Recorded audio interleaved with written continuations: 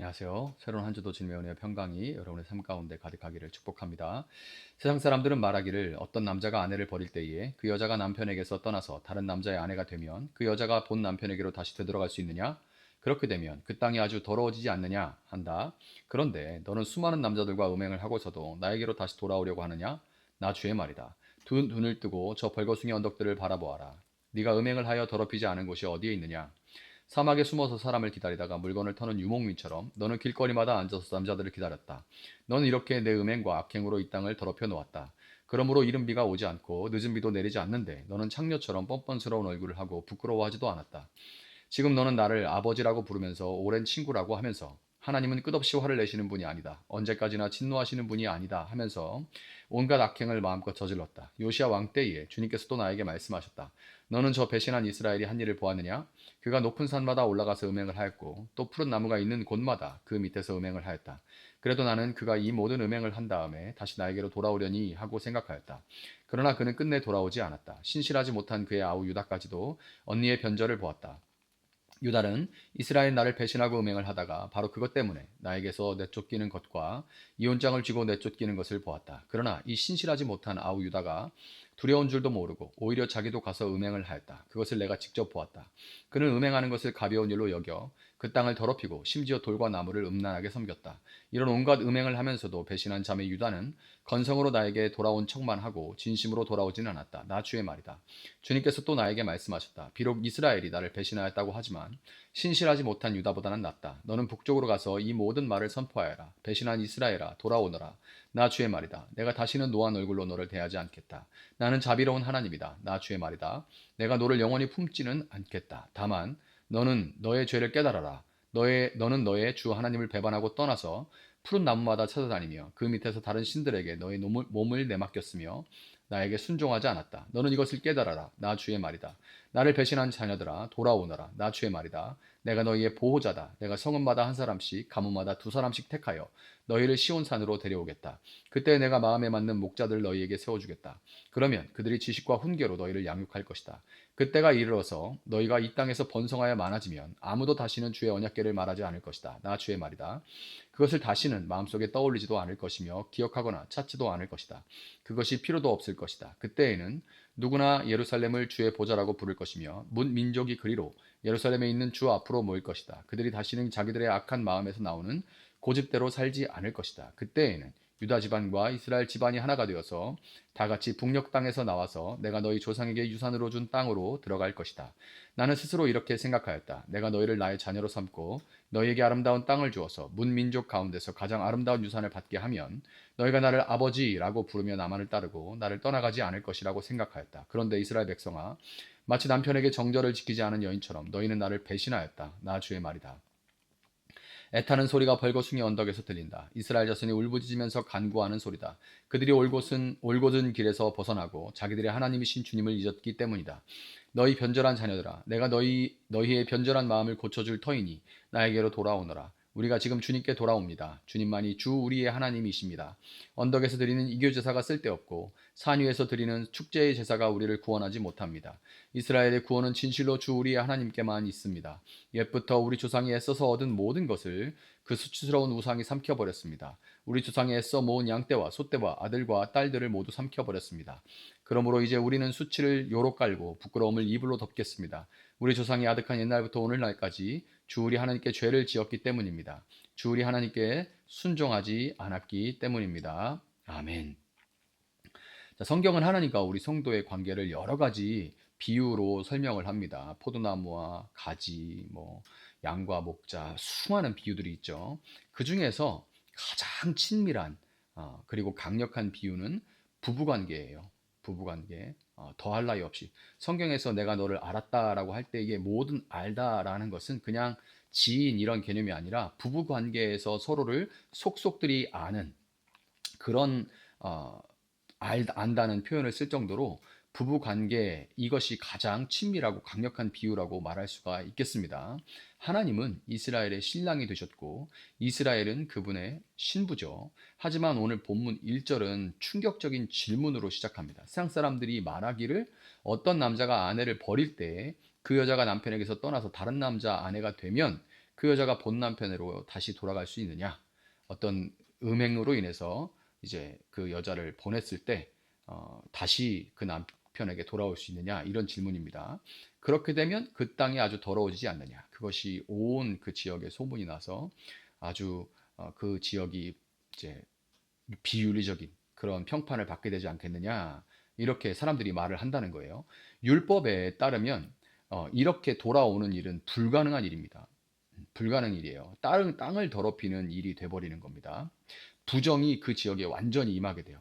이게 이제 코로나 생각하면 좋습니다. 성경에 나오는 부정의 의미는 코로나 전염병과 비슷하다고 생각하면 돼요. 그래서 이 부정이 한 사람이 죄를 범하지만 죄는 개인적인 게 아니에요. 사람들은 다 개인적인 죄라고 생각하지만 다른 사람들이 말을 하지 않고 그것을 그냥 넘어갈 뿐이지 죄는 영향력을 가지고 있어서 가장이 죄를 지으면 그것이 가족에게 전부 영향을 미치고 그리고 목사가 죄를 지으면 성도들에게 전부 영향을 미치고 성도들끼리도 서로 그 죄의 영향력을 서로 주고받습니다. 마치 이 코로나처럼 그 숨쉬고 말하고 행동하고 그리고 그 선택을 한 것들이 다 주변에 영향을 그 부정을 주변에 영향을 미쳐요. 그래서 죄는 개인적으로만 그치는 것이 아닙니다. 죄는 그 영향력이 대단해요. 전부 그 영향을 받습니다. 뭐 이걸 말하기 좋아하는 사람은 뭐 저주라고 말할 수도 있는데 다른 게 저주가 아니라 이 죄의 영향력을 서로 이렇게 숨쉬듯이 먹고 마시는 이런 것들이 이제 저주라고 말할 수가 있어요. 그래서 이거를 성경에서는 비유적으로 땅을 더럽힌다 이렇게 얘기를 하는 거예요. 그런데 이렇게 이런 음행으로 인해서 버림받았다가 다시 돌아와서 본 남편에게 돌아갈 수 있느냐? 만약에 그것을 받아준다면 그 땅 전체가 아주 부정함으로 덮여버릴 것이다. 그럴 수밖에 없다. 그런데 하나님이 이 불가능한 법, 율법으로 금지되어 있습니다. 그런데 이 불가능한 법을 깨뜨리시고 이렇게 말씀하시죠. 그런데 너는 수많은 남자들과 음행을 하고서도 나에게 다시 돌아오려고 하느냐? 나 주의 말이다. 이렇게 말씀하세요. 이게 돌아오라는 말이에요. 돌아오지 말라는 말이에요. 이 질문은 정죄하려고 너 그래 놓고 지금 나한테 돌아오려고? 이렇게 정죄하는 게 아니라 도저히 돌아올 수 없는 죄인을 향한 신랑의 절규이자 초청이에요. 신랑의 절규이자 초청입니다. 본문은 먼저 북이스라엘과 남유다의 행태를 날카롭게 고발하죠. 북이스라엘은 온갖 우상을 숭배하면서 영적 음행을 저질렀습니다. 결국 그들은 아시리아 제국에 의해서 멸망당하는 처참한 심판을 받게 됐습니다. 근데 문제는 남유다죠. 유다는 언니 이스라엘이 음행으로 인해서 이혼 증서를 받고 쫓겨나가는 것을 똑똑히 봤습니다. 꽤 오랜 시간 이것을 속속들이 다 봤어요. 그러나 유다는 두려워하지 않았습니다. 오히려 10절 말씀처럼 건성으로 돌아오는 척만 했다. 이렇게 기록이 돼 있어요. 건성으로 돌아오는 척만 했다. 예. 그렇구만. 이렇게 된 거죠.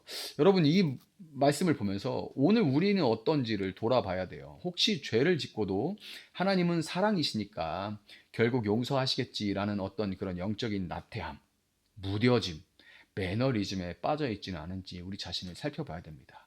굉장히 예민하던 어떤 그런 죄들에 대해서 어, 무뎌지고 하나님은 사랑이시니까 용서해 주시겠지 하고 그냥 어, 이제 회개를 아예 안 하거나 건성으로 넘어가거나 그런 일들이 참 많은 것 같아요. 이 매너리즘은 죄에 대한 통각을 마비시켜 버립니다. 다른 이들의 무너짐을 그로 인해서 무너지는 것을 보면서도 나는 예배는 드리고 있으니까 나는 직분을 받았으니까 나는 꾸준히 헌금 생활하고 있으니까 괜찮다라고 스스로를 속입니다.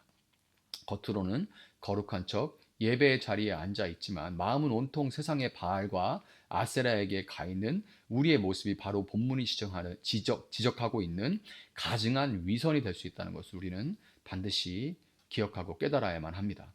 우리는 사실 이집트의 노예 생활을 그리워하면서 끊임없이 영적 외도를 꿈꾸는 배역한 신부들인 거예요. 우리의 이런 역겨운 상태에도 불구하고 하나님은 포기하지 않으십니다. 14절에서 다시금 호소하시죠. 나를 배신한 자녀들아 돌아오너라. 나 주의 말이다. 내가 너희의 보호자다. 여기에 복음의 광채가 있습니다. 우리가 깨끗해져서 부르시는 것이 아니에요. 우리가 신실해서 부르시는 것도 아닙니다. 오직 하나님이 우리의 남편이요 보호자시기 때문에 부르시는 거예요. 제발, 제발, 정말, 정말, 정말 안타까운 마음으로 호소합니다. 제발 내가 어떻게 좀 고쳐보고 해결하고 조금 닦아보고 꼬매보고 이러고서 하나님께 좀 나중에 오더라도 면이 선다 이런 생각을 가지고서 그냥 그러고 계시지 말고 먼저 하나님께 돌아오시기를 바랍니다. 하나님께 돌아와야 그 일 가운데 하나하나 어떤 구원의 빛들이 보여지고 길이 열리는 거지. 내가 길을 열고 나서 어떻게 이 모습으로 나가요? 어떻게 이 상태로 나가요? 그래서는 문제가 절대로 해결되지 않습니다. 하나님은 흩어진 자들을 성읍에서 하나 가문 가운데 둘씩이라도 건져내어 시온으로 데려오시겠다 이렇게 약속하시죠. 그리고 하나님의 마음에 꼭 드는 목자들을 보내 지식과 명철로 돌보겠다 이렇게 말씀을 하십니다. 이것은 궁극적으로 우리의 모든 배역함을 대신 짊어지고 십자가에서 죽기까지 사랑하시는 그 참된 신랑 예수 그리스도를 예표 손가락으로 가리키고 있는 말씀입니다. 하나님은 장차 올 회복의 날에는 더 이상 언약궤를 그리워할 필요가 없다 이렇게 말씀하시는데, 왜냐하면 실체이신 언약궤의 실체이신 예수 그리스도께서 우리 안에 거하시기 때문입니다. 이제 예루살렘 전체가 주님의 보좌가 되는 거예요. 성전 건물이나 언약궤라는 상징물에 갇혀 계신 분이 아니라 하나님은 우리 삶의 모든 영역에서 통치하시기를 시작하시는 그런 하나님입니다. 흩어졌던 유다와 이스라엘이 하나가 돼서 조상들에게 주신 기업의 땅으로 함께 돌아오게 될 것입니다. 이것은 단순한 지리적인 회복을 말하는 것이 아니죠. 죄로 인해 갈기갈기 찢겼던 인간들의 영혼과 공동체들이 그리스도 예수의 보혈 안에서 다시 하나가 되는 우주적인 회복을 의미하는 것입니다. 우리가 세상의 한눈을 팔면서 방탕할 때 그리스도께서는 그 값을 치르기 위해 피를 흘리셨습니다.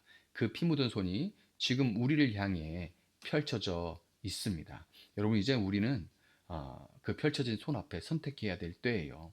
여전히 죄의 매너리즘에 안주하면서 멸망의 길로 갈 것이냐, 아니면 우리를 향해 팔을 벌리신 신랑 예수께로 달려갈 것인가 선택해야 될 때입니다. 나는 괜찮다. 그래도 잘 하고 있다. 정도는 그래도 어느 정도는 하고 있다. 이런 교만을 내려놓으실 수 있기를 바랍니다. 오늘 이 새날에 내 안에 숨겨진 영적 우상들을 직면하고 주님 앞에 정직하게 토해낼 수 있기를 바랍니다.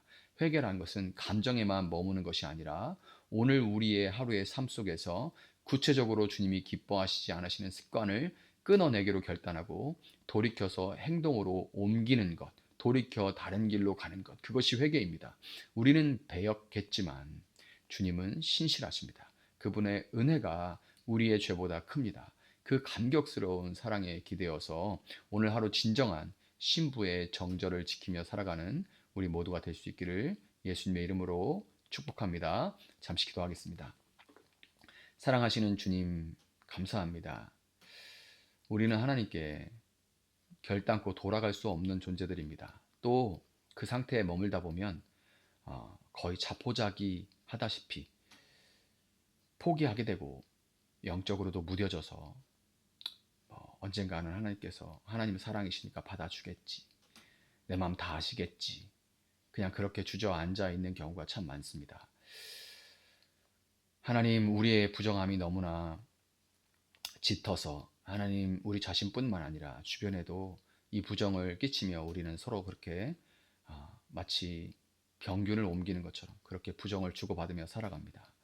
우리는 결단코 우리의 힘으로, 우리의 노력으로, 우리의 자정작용으로, 우리의 정화로 하나님께 나아갈 수 없는 존재임을 고백합니다. 그러나 주님은 번제단이 되시고 또 주님은 언약궤가 되셔서 우리가 당신 앞에 나아갈 때에 우리의 모든 부정이 당신께로 옮겨지고 당신께서 죽으심으로 우리의 모든 죄악들, 부정들은 정케 되었음을 믿습니다. 주님 앞에 다시금 나아올 때만 우리는 새로워질 수 있고 주님께로 다시 나아올 때만 우리가 이 몸부림치고 뒹굴던 이 죄악의 사슬 가운데서 이 꼬이고 꼬여있는 많은 문제들 가운데서 다시금 앞으로 나아갈 길, 마치 홍해가 갈라지듯이 열려지게 될 줄 믿습니다. 주님, 새해가 시작됐습니다. 주님, 오늘도 많은 문제들 가운데 주님의 이름을 부르지 않고 스스로 해결하고자 몸부림하는 성도들을 불쌍히 여기시고 그 지체들을 불쌍히 여기시고 하나님 그들의 마음 가운데 찾아주시고 그 마음을 두드려 주시고 하나님을 향하여 가난한 마음, 배고픈 마음이 생겨날 수 있도록 도와주셔서 하나님 앞에 나올 수 있도록 주님 도와주시길 원합니다. 어느 때까지입니까 주님? 불쌍히 여겨주시고 그들의 삶 가운데 개입하셔서 이제 정말 주를 바라보며 주 안에서 이 문제들을 바라볼 수 있는, 해석할 수 있는 저희들 되어줄 수 있도록 주님 도와주시길 원합니다. 2026년 한 해가 주님께 돌이키며 모든 죄악의 습관을 끊어내며 주 안에서 새로워지며 주 안에서 모든 문제들 가운데 홍해 가운데 갈라지며 새로운 길로 나아갈 수 있는 구원의 길을 맞이할 수 있는 저희들의 새해 새날 한 해가 될 수 있도록 주님 도와주시기를 원합니다. 감사하며 예수님의 이름으로 기도합니다. 아멘. 오늘 주신 말씀 붙들고 계속해서 기도합니다.